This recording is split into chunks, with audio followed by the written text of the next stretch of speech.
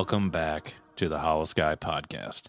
I am one half of your host, Kyle, and unfortunately, Steve won't be hanging out with us tonight.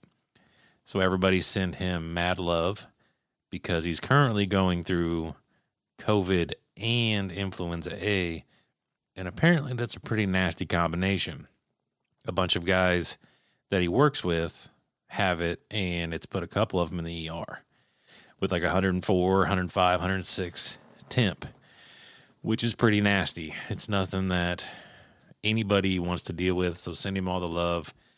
Make him get better soon so I don't have to do this by myself. It's always weird doing it by myself. I don't enjoy it that much because it just doesn't flow. It just doesn't feel right. It doesn't flow. So with that being said, I'm going to go ahead and try to fill Steve's part and do the rating and review shout out. So if you would kindly leave us a 5-star rating and review, help us get seen more, it would be greatly appreciated.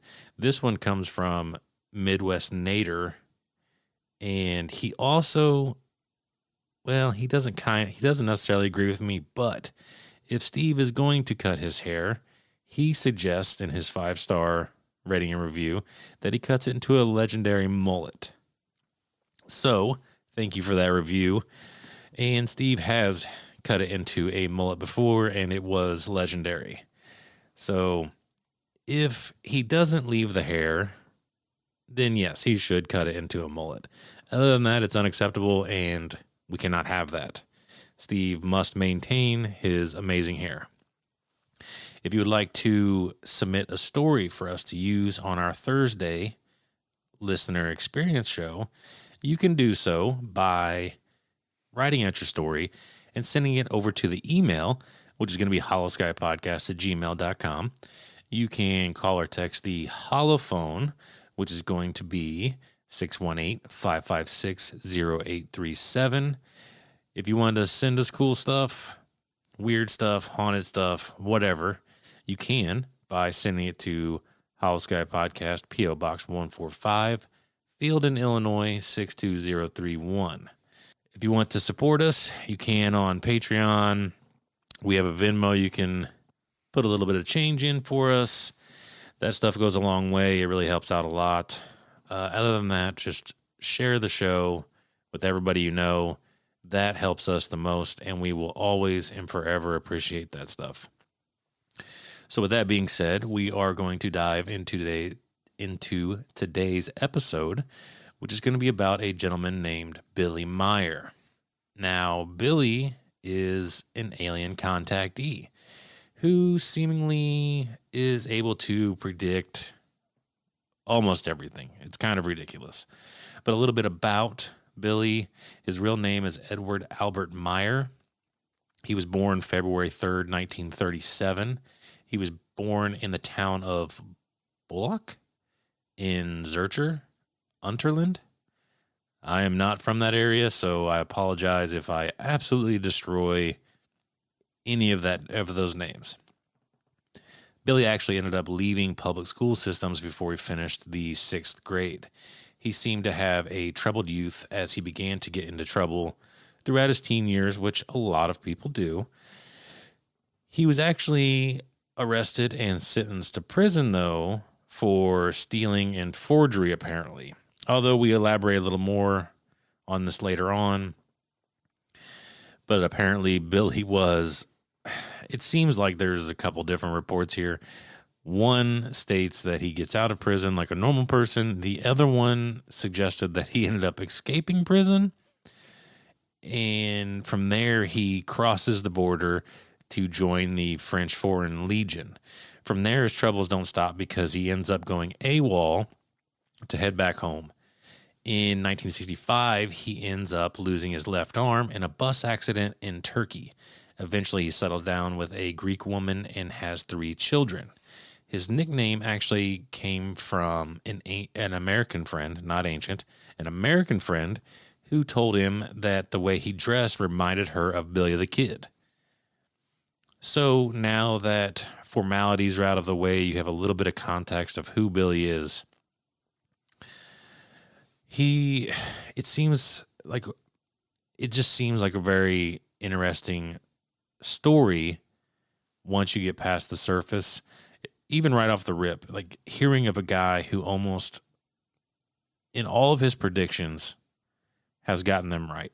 We hear of prophets from all throughout history, and they get a few things right, and they also get a lot wrong. Another thing about these prophets of past, they seem to, and it could just be the dialect of time, but they seem to have this very open to interpretation style. And like I said, it could just be the dialect of time. I don't know. But the interpretation part kind of always makes it a little wishy-washy, so to speak. But as far as Billy's concerned, in 1942, you have a 5-year-old Billy who ventures away from his small Swiss town of Bullock. He goes deep into the woods one day where he stumbled onto a man named Saf. Saf was a odd-looking fellow. He was in the middle of a dense forest and dressed in what could be described as a deep-sea diving suit without a helmet on. The 5-year-old, as one would think and assume, most 5-year-olds, they strike up a conversation. Like they have this lack of fear of people for some reason. They strike up a conversation. Oddly enough, they hit it off. The conversation they begin to have started a little different than a normal one, though, because it was a telepathic conversation. According to Billy, this was the start of at least a 11-year relationship. The two would always meet deep out in the woods to hold conversations. Sometimes it would just be the two of them. At other times, numerous beings from Saf's spacecraft would also join in on this conversation. They would also have countless interactions with other alien beings. Billy even claims that the aid of Saf's spacecraft, they would travel the world meeting various earthly leaders, including Gandhi. So Billy ends up meeting Gandhi, and using this same spacecraft, they travel. Like when they say he travels the world, they legitimately mean the world. They take him to the deepest parts of the jungle. They take him to the deepest parts of the ocean. They take him to the highest peaks of the mountains, places where nobody has ever set foot in their life. And they all do this to help Billy learn and understand things. In order to help the small boy, Saf would give him a device that could be clipped onto his clothing that would end up translating for Billy. Even though it does sound like when they communicated telepathically, it would translate as well. So I'm not sure why this device is implemented. Unless like some languages, they have like things get lost in translation, so to speak. But it also gives credence to people who claim that these telepathic communications have a higher level of understanding than with regular communication. It sounds like if you're able to communicate telepathically, then it really is like being plugged into each other's mind, allowing each individual to fully understand and comprehend every word that's being spoken with every intention. And at a certain point, Billy tries to get help in making sense of how life has taken such a bizarre turn for him. So he starts to confide in his local priest. And you would almost assume that this would take a negative turn because there's so many avenues where someone would try to explain this away. You could even see the priest using demonic forces and influencing Billy, especially in the time that this all takes place. But on the contrary, the priest does not.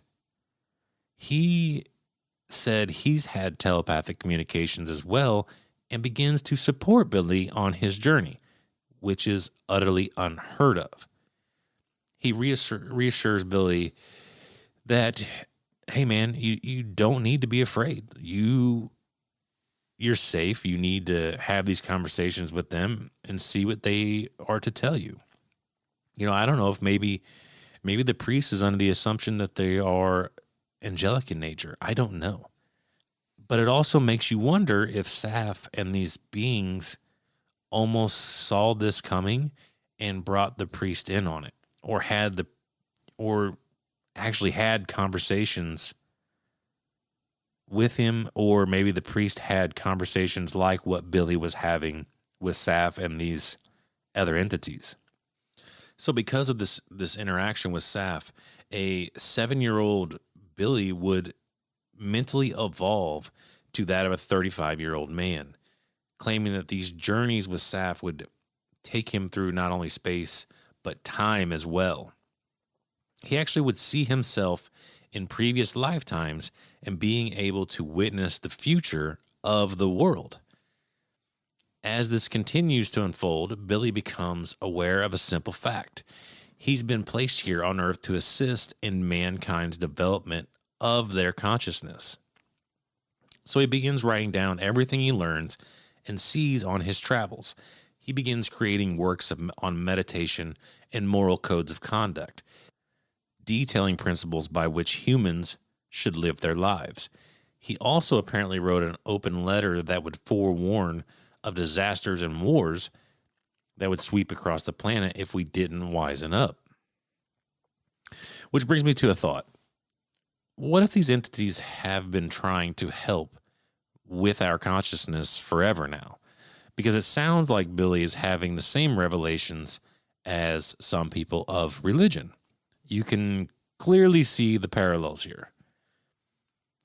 So, what if these beings have been taking chances on us throughout time?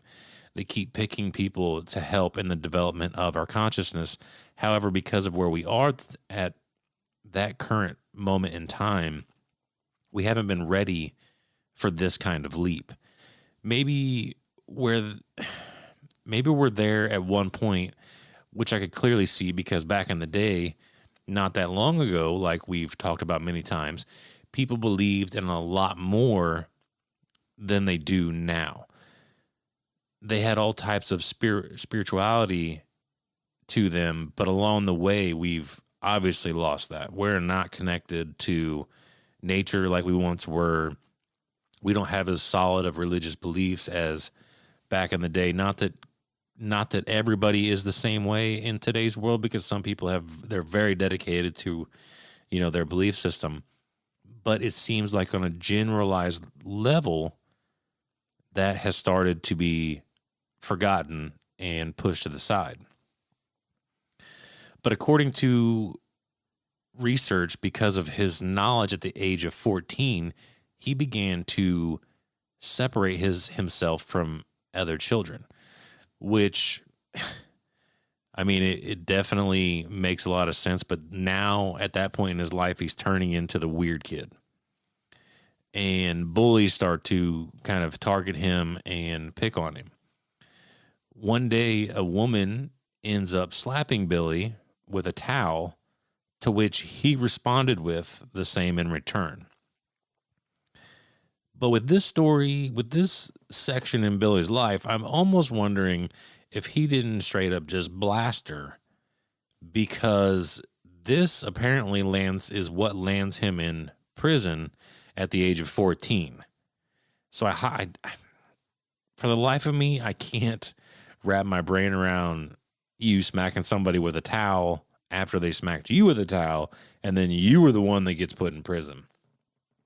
Could be wrong, but I kind of feel like he might have just Colcoctor and been done with it.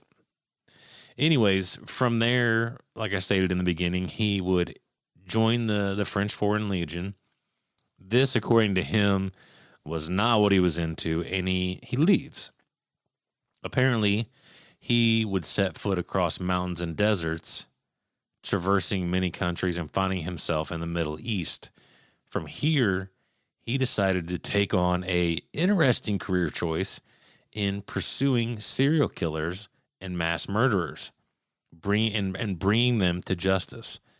He then earned the moniker the Phantom. With this, though, he was able to escape 21 assassination attempts on him. So he was either royally pissing people off, or because of his revelations with Saft and other entities, you've now attracted the attention of many unwanted people, and they don't want this level of consciousness and awareness to be blasted out into the general public, which we have talked about before. When we talk about the Brotherhood of the Snake, there are parallels there, because it is all about hiding knowledge from us and keeping us more into this slave mentality of just imprisoning ourselves. And there are beings out there that want to see us rise within the ranks of consciousness, if you will. But moving forward with his life here, we talk about the beings that Billy met in the woods. Apparently, they come from the Pleiadian galaxy, which is approximately 450 light years away from Earth. Seems like a pretty fucking far distance, if you ask me. I'm not very good with that type of math. I told you about how Billy lost his arm. Well, apparently the beings told him, so they forewarned him that at some point he would lose his arm. These beings have supposedly contacted Billy more than 708 times, but I feel like it has gone beyond that, because as I researched more, he's into because he logs all of his conversations with these beings, and he's at 800 plus now. So he's in pretty steady contact with these beings still.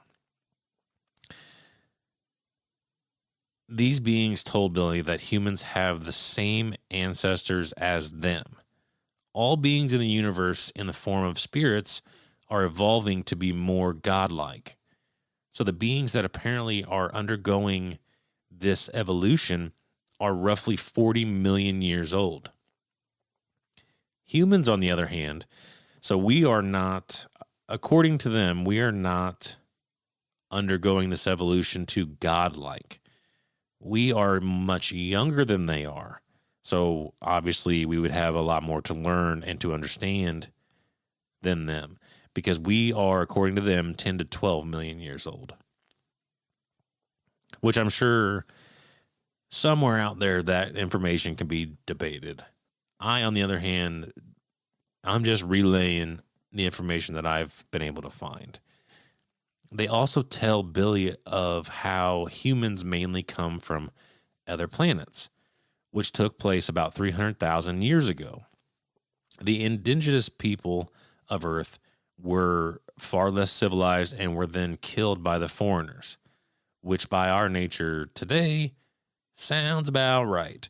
It also brings me back to when we talked about the tribes of dogmen and stuff, and why those beings aren't more apparent into today's world. And that was one of our theories, that maybe we went in and because they were different or whatever the case may be, because it seems to be a running MO with the human race. If it's different, we got to get rid of it, which just seems asinine to me. And I know Steve would feel the exact same way. I just don't understand why that is something people do. How we We could all be exactly the same, and if we wore different sneakers, we would hate because of different sneakers. It just doesn't make sense to me. But that's the information that's been written down. The extraterrestrial beings have their own language and alphabets, which look very Hebrew, Sanskrit, and ancient German. These beings had the appearance of Nordic people.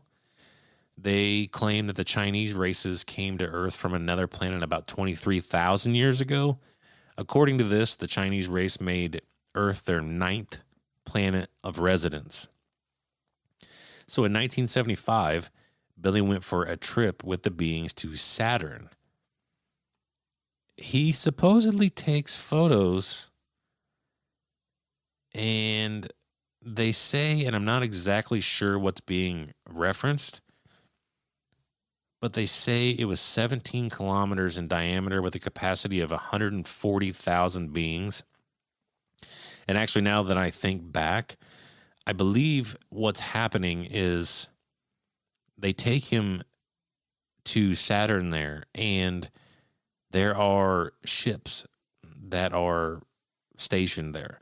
And Billy is actually witnessing these.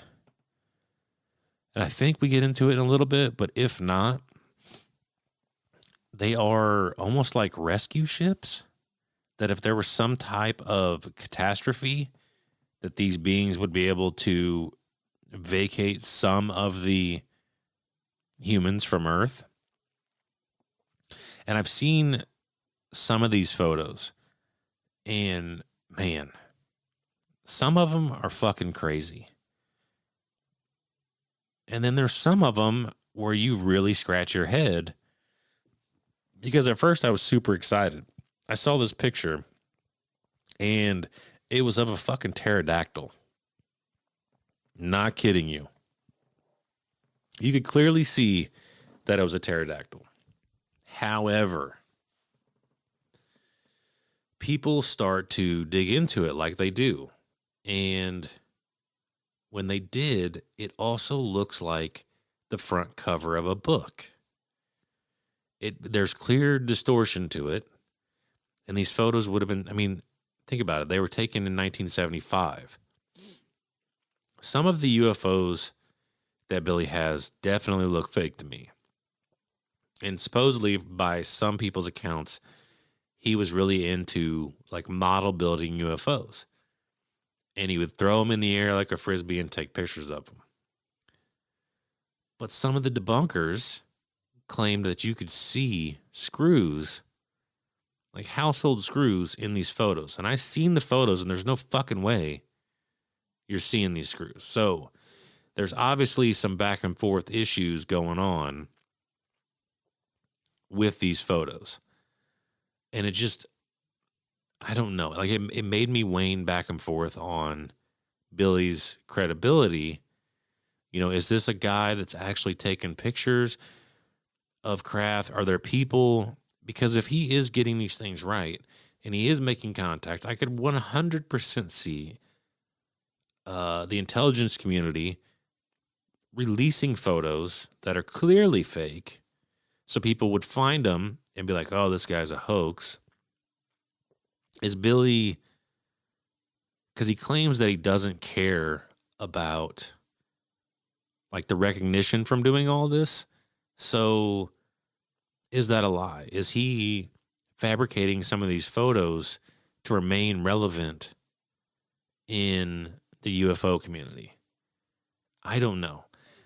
I really don't. I could sit here and have a decision on how I feel about it, but I've read a lot about Billy. I have read some of his transcripts, and they're weird. I talked about it a little bit on Night Shift. He puts a lot of his personal politics into them. The dynamic between him and these beings during these conversations are very weird, but I also have to remember that I'm reading the transcript. I'm not listening to it. I'm not feeling what Billy's putting out or these beings, Because in some of them, it looks like Billy is just straight cutting these entities off when they're trying to talk to him, which doesn't sound like that's something you would do if you're having a conversation with a higher form of intelligence. However, is it in the context of these? There's that comfortable with each other. You know, is it like what you and I would do during a conversation, or is it where these beings trail off in a way that they're searching for a word that Billy could understand, a phrase that he could understand, and then he interjects real quick? Is that the case, or is he just straight cutting them off and with no fucks given? I don't know, but it does make me feel some type of way when you read them like that. But back to these photographs. I kind of trailed off there for a minute. So you get back to these photographs. These ships are parked in orbit and ready to move over 500 million from the planet to another planet in case of massive disaster. In the universe, they said there are over 7 trillion civilizations just like ours. And they have a planet just like ours. Of these over 7 trillion civilizations, there are less than 4 million civilizations within our own Milky Way galaxy. According to the Pleiadian beings, the Earth is only supposed to support about 529 million people. Well, we're a little bit past that at this point. We're rapidly approaching 9 billion, if not surpassed at this point. But they say our planet is going to see more and more disasters as we keep overpopulating the planet. I think in one of their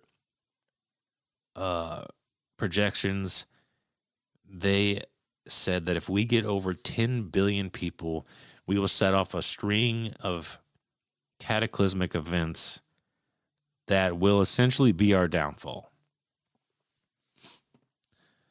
But it makes me wonder, does it make it inevitable because of resources? If so, I don't really see that unless it's in the context of natural resources. I mean, you can say what you want about humanity. We are smart when we want to be. However, we tend to let pride and greed, all that stuff kind of gets in the way and muddies the water for us. But does it refer to a specific number because of the egos of us? Is it because we will just essentially keep going to war with one another because we're going to be fighting over land and resources? Like, I wish they would elaborated more on why, once we get to 10 billion, why this is going to set off catastrophic events. Are we going to, I can see it. Are we going to pollute the fuck out of the planet and start causing chain reactions? Is that what it's going to be? Are we going to fight and create world wars where we use nuclear devices that somehow set off volcanoes? The possibilities could legitimately be endless. I just wish they would have elaborated more. And that's what I hate about these conversations and predictions most of the time, because they are open like this. And when it comes to predictions and they like to present them as certainties. And when they do that, I like specifics. I don't like this open verbiage. It just leaves too much for people to discredit, or when the time comes, or when an event slightly matches the prediction in a roundabout way. They're like, "See, told you it would come true," and you're like, "Well, that I don't know that I see it that way." But like I said, it just muddies way too much. But with more numbers, They also teach us, or try to teach Billy things that he, I guess, kind of relays to some scientific communities, or maybe he just puts it out into the ether to see if people will catch on. But they give us what they say is the real calculation of pi. By using the real calculation, they proved something we as humans thought was going to be fine, but they used the math and proved that the asteroid Apophis is going to hit Earth, specifically in Central Europe on April 13th, 2036 at 11 a.m.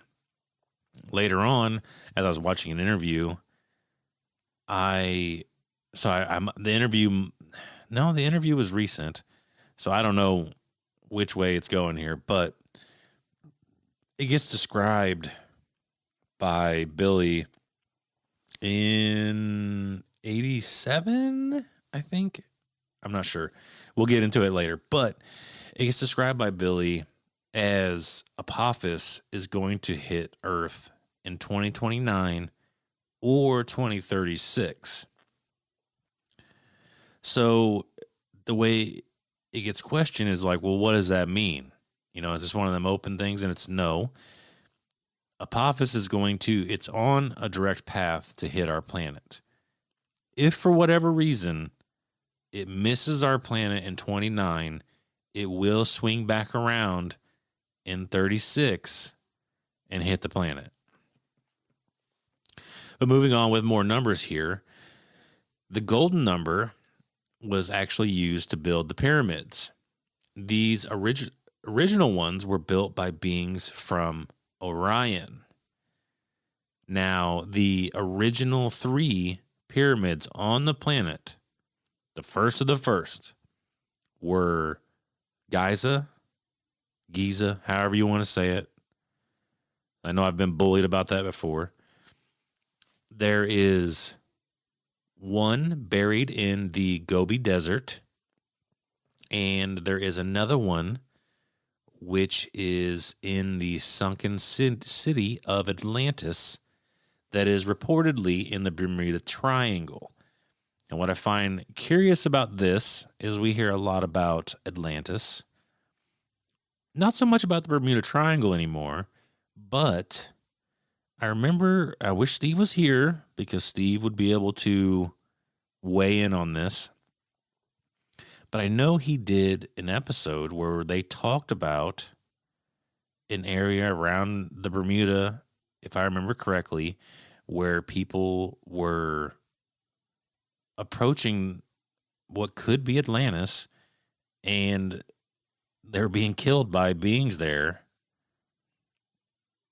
And it just makes me wonder if there is a connection there. If this isn't a little bit of proof for that episode that we did. And like I said, I wish Steve was here because he would be able to nail some more of the details on that story. But I just find it very interesting. Back to the pyramids, though. The original height of the pyramid, and this is just beyond me, so if anybody out there understands, kudos.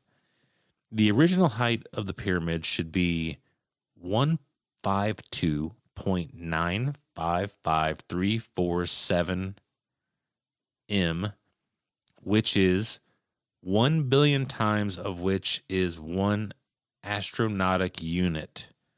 I don't know what the fuck that means. It's a lot of big numbers. But that's supposed to be the original height of said pyramids. But an astronautic unit is apparently the farthest distance between Earth and the Sun on an elliptical orbit. The beings claim there are 280 elements in this universe, which is an interesting phrase, this universe, suggesting that there is more than one universe. There's a bunch of mathematical equations given that I have no idea what they mean, and I would do no justice in trying to explain them to you guys, but you can find them out there. But these equations explain things like the speed of light, They say there is no such thing as infinite. All space is infinite, or finite. Sorry. All space is finite, measurable, and divisible.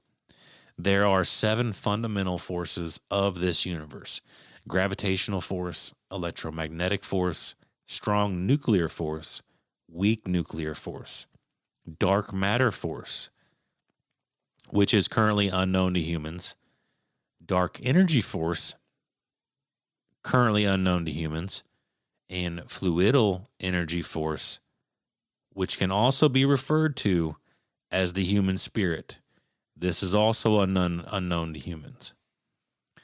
So they kind of go into a little bit of detail on these 3 that are unknown to us.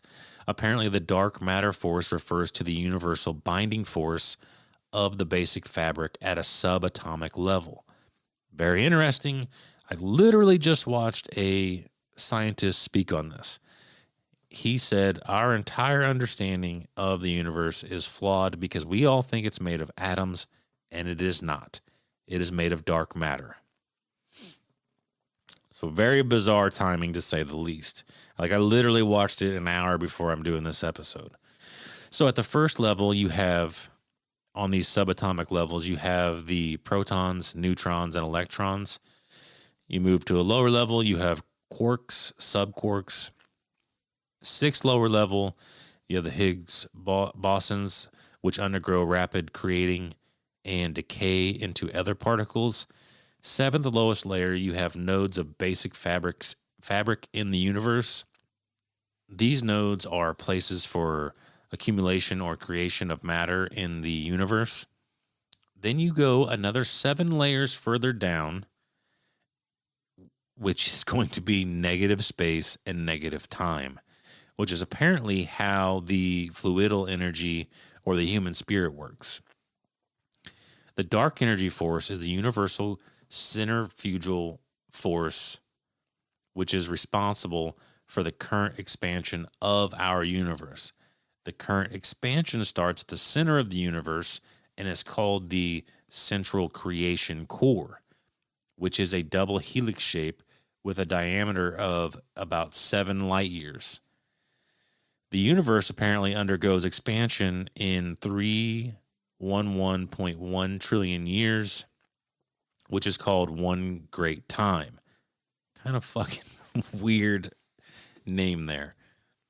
You have the fluidal energy / human spirit, but this works in negative time and negative space.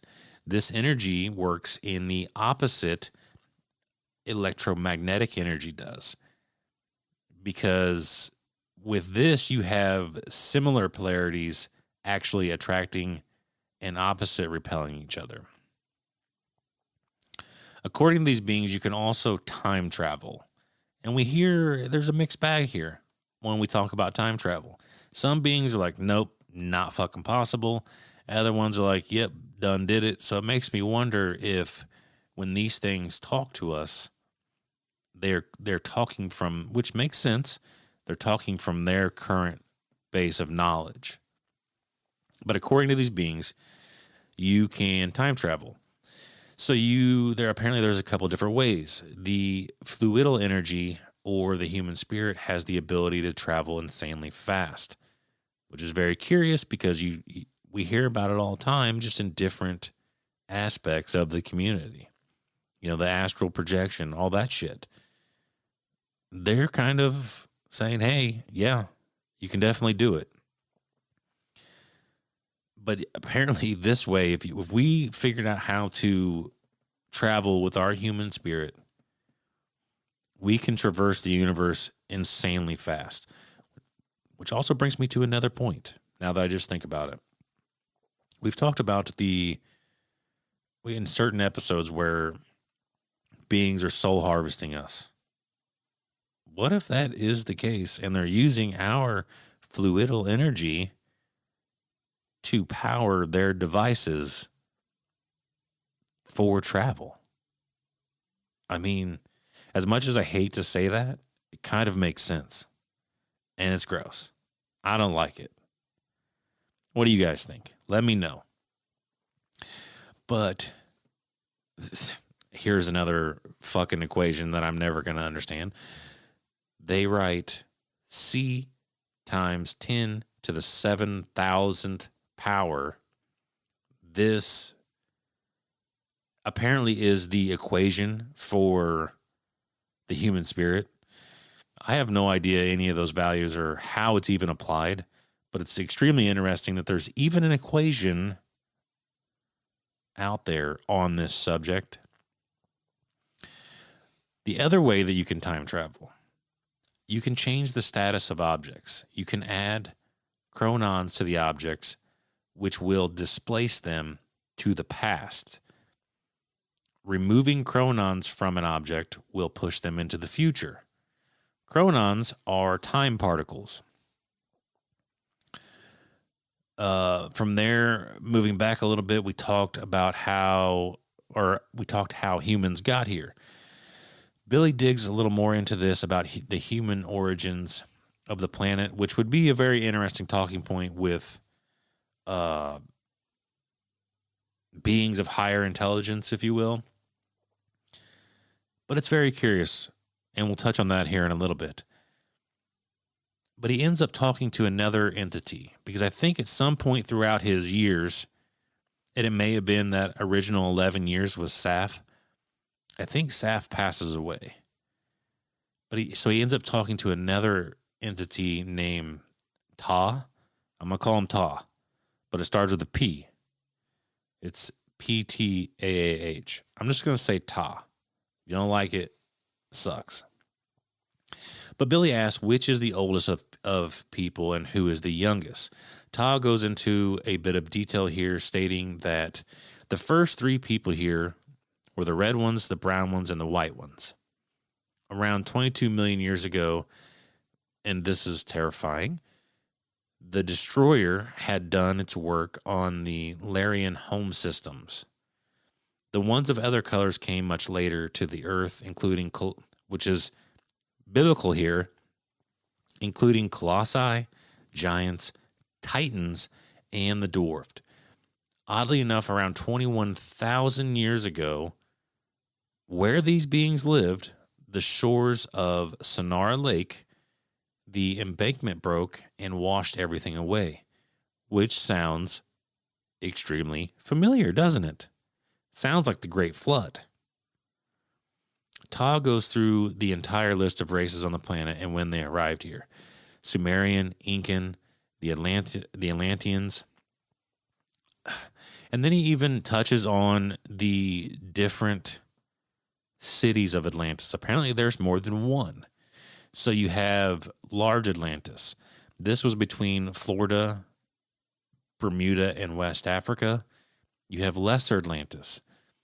This was at Santorini of Greece. Old Atlantis was the city of Troy in Turkey.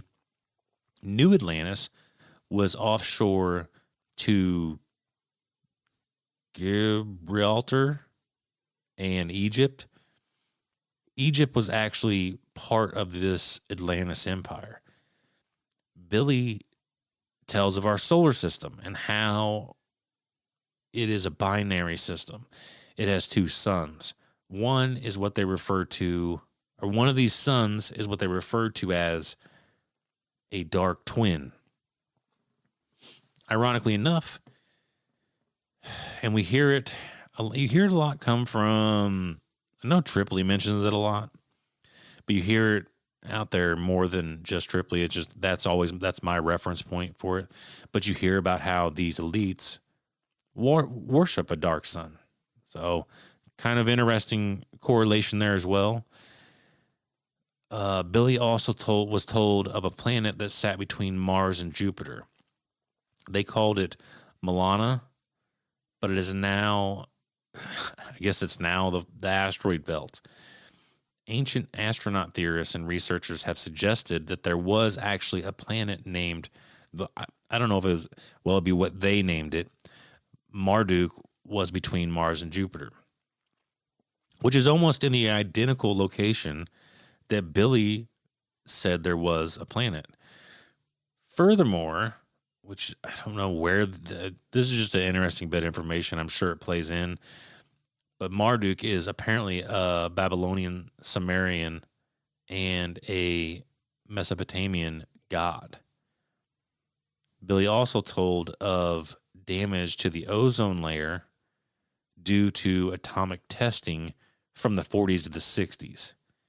He said that it would kill off microorganisms in the upper atmosphere, which then, so this ends up allowing UV light into the planet and killing microorganisms in the ocean, creating a food chain issue, which in the late 80s, scientists would actually prove this prediction to be true. He also made predictions about modified crops, veganism, and organ transplants. Furthermore, he even made the notion that we would begin growing meat for consumption, and we have currently been hearing a lot of chatter about this very thing coming to pass. Another thing that I find interesting here, because we've heard about this too, this seems to go into a tidbit more detail, but Billy tells about the human DNA and how it has actually been modified to shorten our lifespan. Not the first time we've heard this. It occurred several thousand years ago to not allow us to get past 100. And as everybody knows, it's kind of a rarity to get past 100. Unfortunately for most of us listening, it's probably not going to be the case. However, I wish everybody the best. I hope you live a long and beautiful life. I just know that it's not my reality. I'm not making it to 100. But he states that the recording of humans living several hundred years, even in the Bible, are 100% accurate.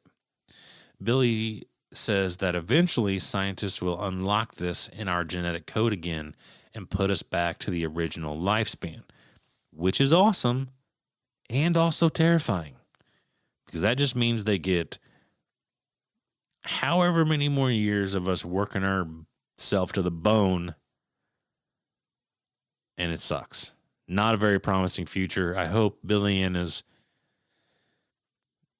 outer space friends have a better future for us, although it doesn't really seem to be the case. But Billy goes into a little bit of biblical talk here. He states that the original sin of the Bible is actually the modification of our human genetic sequence. It shortened our lifespan tenfold and locked vast amounts of our minds, which is crazy, because the way that it gets explained is that is why humans of today can basically only access 10% of our brains. We've heard that almost our entire lives growing up, that we're only capable of using about 10% of our brain. There may be research that varies in that number, but I know it's right around 10%. So supposedly that is all from this genetic modification that took place, not only shortening our lifespan, but apparently it's also to dumb us down, which adds to the whole idea of us being cogs in the machine. Like, it sucks that it makes that much sense, but it 100% does to me. But I live the same life that most of you listening do, and it's kind of fucking relatable, as much as I hate to say it. But all of this was told by Billy before scientists even knew what the fuck junk DNA was. Most of these accounts that he predicts are actually in copywritten books published before the time, or before these events took place. According to sources, Billy has over 800 transcripts of meetings with ETs. Here are a couple other predictions with dates. 1953, Billy predicts the assassination of the JFK brothers. I think it was the brothers. 1947, he's told about the recent pandemic If you look it up, it's Billy Meier 251 Contact. These transcripts are insanely long. They're hard to get through because there's so much talk. Like it's legitimately like having a conversation. So if me and any of you sat down for an hour or two and had a conversation and all of it got logged, that's what it is. It's a lot to take in. But it's bizarre because these things are posted prior and they seemingly come true, especially about the virus and all that stuff. Like, it's fucking nuts. Billy describes the most volcanic planet in the solar system, which is Io, outside Jupiter. This was later to be found out by NASA to be true in 1976. Billy talks about Mars, saying it has large amounts of water and small micro life forms. Also talking about how its surface is hostile to most life forms, which was later found out to be true. He also talks about lightning on Mars, and 20 years later, NASA posts information about finding lightning on Mars. In 1987, he talks about Switzerland and how it will break its neutrality. Well, apparently that just happened. And I think it was in 2022, might be more current than that, but I saw 2022. But that's exactly what happened. They broke their neutrality. He also speaks on how Russia will eventually attack the United States and at some point come down through Alaska and Canada to do so. So that is one to watch out for. Unfortunately, I don't really want that to come to pass. 1987, Billy was told that in 2001, the Mars Odyssey would be launched. It came to pass. It seems like from what I've been seeing to that, most of these predictions are legitimately almost perfect in description. In times before, like I talked earlier, a lot of it is open to interpretation, which sucks. But I really do. Now that I think about it, I really do think a lot of it has to do with the dialect of the time, because they spoke more eloquently back then. Not to mention, back when these people were making these predictions, they might not even been able to comprehend. Because I always think about, when it comes to people in future predictions, the 9/11 event, that always comes to mind first. And they might not even have been able to fathom two massive towers like that and a metal flying plane or bird, or however they would describe it. Like I said, they may have gotten that image and not know how to describe that, which makes sense. But Billy also tells, here's some more future shit. He tells about how in the near future, the Vatican will actually end up be destroyed by a volcano. He predicted that an earthquake will happen in 2016, which did. And apparently it starts a string of 5 volcanoes. Supposedly 4 of them are currently active, and it appears that the 5th is beginning to wake up, and its magma tunnels or whatever actually go all the way out to Rome. So that is why it will reach the Vatican. He also tells about how America is going to undergo 2 great civil wars back to back. He says America will fall and split into 4 or 5 different factions, which is kind of fucking wild to think about, considering the current climate in America. I hope and pray that it does not come to that. But there's a lot of concerning shit going on in the world.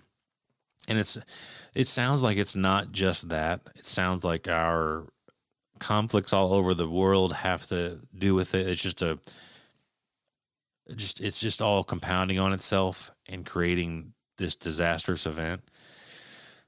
And then what else? I talk about the Apophis asteroid earlier, and I found more information on it.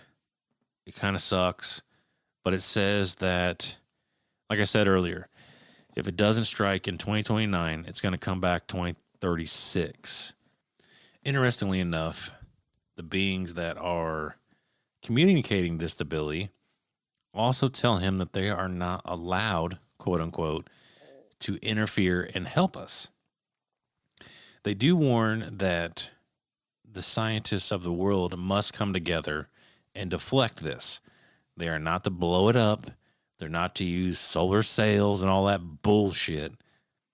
All they have to do is deflect it. To shoot something, basically a nuclear missile into outer space, explode it close enough that it just kind of deflects it just enough to miss the planet and we'll be fine. Apparently, NASA came into the picture at a certain point because Russia calls for the world to come together and create something that will deflect Apophis. China gets on board. Europe gets on board. They try to pull NASA into it, and NASA's like, nope, doubt that. Not doing that shit. Not going to happen. We want no part in it. We're out. But it's weird that Russia found it at least to be enough of a threat where they're like, all right, we need to work together on this one to get this figured out, because if we don't, it's going to be bad news. It's going to be real bad news. Billy, apparently, and I didn't find this information, but apparently he even stated the size of Apophis, and NASA verifies within like 25 meters or something of that, of what Billy predicted it was going to be. So it seems like most of what Billy predicts comes true, like almost to a T. It's really fucking bizarre. I watched an interview on Redacted with Clayton Morris, and Billy has a English-speaking representative that is able to communicate with our media outlets, but he speaks on how at a certain point in time, these ET races who visited our planet at one point presented themselves as our gods. So I don't know if I'm kind of under the impression that our belief system is our belief system, and these beings, in order to communicate with us, they decide to take on the personas of all of the gods that we've created throughout time.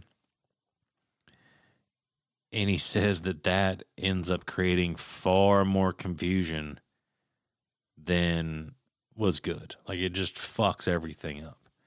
He also speaks on how if anybody at any time has any challenges to any of this data or any questions, you can email them and they will prove it to the best of their ability. They accept all challenges. And apparently you can go to theyfly.com, which is, I guess, Billy's website, whether it's his or just like his company. I don't know if it'd be a company or organization or whatever it is, but you can go there, send out emails, and they will answer every challenge that gets presented, which I find pretty interesting, to say the least. It's a really bizarre story, and the fact that so much that he has spoken on has come true is insane. I mean, that's the best I can come up with, because it's impossible to get that many things right. You just can't do it. And the fact that he does, it leads credence to somehow he is knowing this information. Like he predicts digital currency, credit cards, cell phones, human beings being chipped. He says that if we're not careful with AI, it's going to completely destroy us. We're going to try to merge with it. It takes over all the aspects of our life. it plays a part in us like visually being deceived. And it is going to be one of our biggest hurdles in the future if we are not careful. He said the cat's pretty much already out of the bag. Like we're more or less fucked when it comes to AI.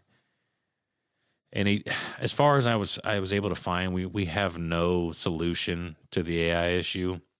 So that's always promising. We got Terminator on the future or The Matrix, which is just fantastic. The one thing that outside of the UFO pictures, and I think I forgot to mention, if I did, I apologize. I'm going to say it again. But believe it or not, one of Billy's pictures, everyone listening has probably seen. And I have it hanging in my recording room without ever knowing it until I started looking into this case. The famous I Want to Believe poster from the X-Files actually comes from Billy's photo album of UFOs, which is fucking crazy. It's absolutely insane that that's his photo, but it is. But something that I did find slightly concerning, and like I said, I don't know the relationship he has, if he spoke to the same beings 800 something times. You could probably argue it, but I noticed in a lot of his transcripts, he speaks on, at least the ones that I read, there's a lot of political rhetoric that gets put out there. And that to me is concerning. It is not just like, they're not just talking about world leaders. They speak on his opinions of these world leaders. And that's concerning to me. Because that makes me feel like somebody has an agenda that they want to put forth. Because they start talking about the person of these political figures, like how this one's a warmonger and this one's insane and this one's a idiot and this one falls down a lot, and it does this whole back and forth bullshit that I just don't see why that's relevant in the grand scheme of things. However, I also did not take the time to read 870 plus transcripts. So maybe there's something in there to that. I don't know. I just find it disheartening whenever that gets put out there because I feel like it is an agenda of Billy's. And you always have to wonder about who Billy really is behind closed doors. His story's phenomenal to me. I cannot dispute the things that he's gotten right. I can't. But with great power comes great responsibility. And I sometimes feel like when people are in these positions, they know that they have a voice. They know that people are listening. They know that people are paying attention. And because of that, they decide to deviate from the narrative just ever so slightly. That way, because I feel like a lot of people don't have humility to them. They don't ever admit that they can be wrong. And I feel like when that power starts to surge through you, you put your opinions out there as factual and you want the echo chamber to be around you. And that is worrisome to me because at any given moment, we're all wrong. At any given moment, people can prove us wrong. And that's okay. There's nothing wrong with that. But I worry of power dynamics of people because generally speaking, people with power are usually pieces of shit. Bluntly put. I hope that's not the case for Billy. I hope he is just relaying all the information he's given And I hope he is doing what he says and helping humanity grow and survive. And he looks at this position that he has, according to his representative, he looks at this position like a job. Like he's just doing his duty to the human race, which is admirable, if that's the honest truth. I hope that it is. I honestly can't put my finger on it because I have such a problem, and this is more of a me problem than anything, but I have such a problem reading text in the context of conversation. Because I can't see, I can't hear, I can't feel the way people are communicating.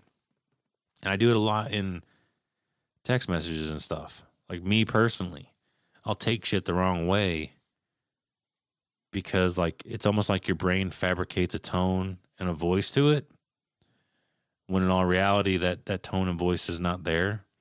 I think we're all probably guilty of that. So for me, that's a big red flag, is the transcripts, just some of the communication in there. Like I said, can't argue the fact that the guy has gotten things right. Can't argue that. It's fucking wild. And the photographs are concerning, and there are images out there. Like I said, there are images that are bizarre, absolutely bizarre. And then there's images that you're like, that's definitely not a real UFO. That's definitely a pterodactyl, but it looks like the same cover, because it looks like, I don't know exactly what it is, but it almost looks like a pterodactyl picking up a fish or a snake or something. And then it has the cover of this book that is seemingly the exact same picture, just some slight like editing to it. Like it makes it almost look fuzzy, like a shitty camera took it. So that's concerning.